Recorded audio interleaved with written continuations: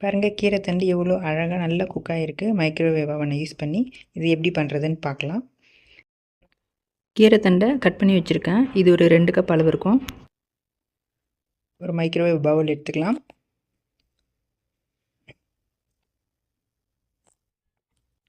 இதெல்லாம் கீரை தண்டெல்லாம் அதில் போட்டுட்டு தண்ணி வந்து கரெக்டாக தண்ணி வந்து கீரை தண்டு நனைகிற அளவுக்கு நம்ம போட்டுடலாம்.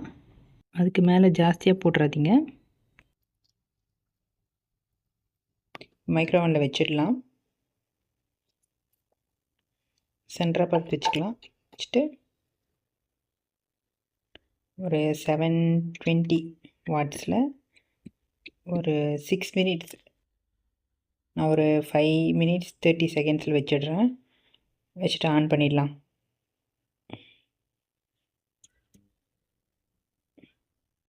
அது குக்காரத்துக்குள்ளே நம்ம வந்து தாளிச்சிக்கலாம். கடுகு, உளுத்தம் பருப்பு, வரமிளகா, அப்புறம் ஆனியன் கொஞ்சம் வதக்கிக்கலாம். டைம் ஆகிடுச்சு. இப்போ நம்ம மைக்ரோவேவ் ஓவனில் கீரை தண்டி எப்படி குக் ஆகிருக்குன்னு பார்க்கலாம். பாருங்கள், எவ்வளோ நல்லா குக் ஆகிருக்கு. ஒரு 75% குக் ஆகிருக்குன்னு நினைக்கிறேன். பார்க்கலாம் நம்ம இப்போ எப்படி இருக்குன்னு. பாருங்கள், நல்லா ஸ்மாஷ் ஆகுது. ஸோ இப்போ வந்து மறுபடியும் நம்ம தாளித்ததை இதில் போட்டுட்டு இன்னும் கொஞ்சம் நேரம் வைக்கலாம். நல்லாவே ஃபுல்லாக குக் ஆகிடும். தாளித்து வச்சுருக்க வரமிளகா இதெல்லாம் இதில் போட்டுடலாம்.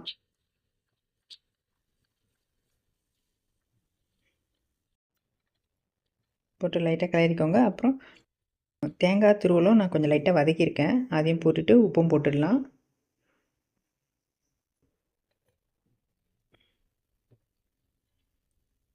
இப்போ நம்ம கொஞ்சமாக கிளறிட்டு இப்போ நம்ம மைக்ரோவேவ் ஓவனில் வச்சிடலாம். இப்போ பாருங்கள், இது நம்ம மைக்ரோவேவ் ஓவனில் ஒரு 900 வாட்ஸில் ஒரு 1 மினிட் 30 செகண்ட்ஸ் கொடுத்துடலாம். பாருங்கள் எப்படி நல்லா குக் ஆகிருக்கு. சூப்பராக குக் ஆகிடுச்சு பாருங்கள். இந்த கீரை தண்டு பொரியல் ரெசிப்பியை ட்ரை பண்ணி பாருங்கள். எப்படி இருந்ததுன்னு சொல்லுங்கள். ரொம்ப நல்லா டேஸ்ட்டாக இருக்கும். என் சேனலை சப்ஸ்கிரைப் பண்ணாதவங்க சப்ஸ்கிரைப் பண்ணுங்கள். இந்த ரெசிபியை லைக் பண்ணுங்கள், ஷேர் பண்ணுங்கள், பெல் பட்டனை ப்ரெஸ் பண்ண மறந்துடாதீங்க. தேங்க்யூ.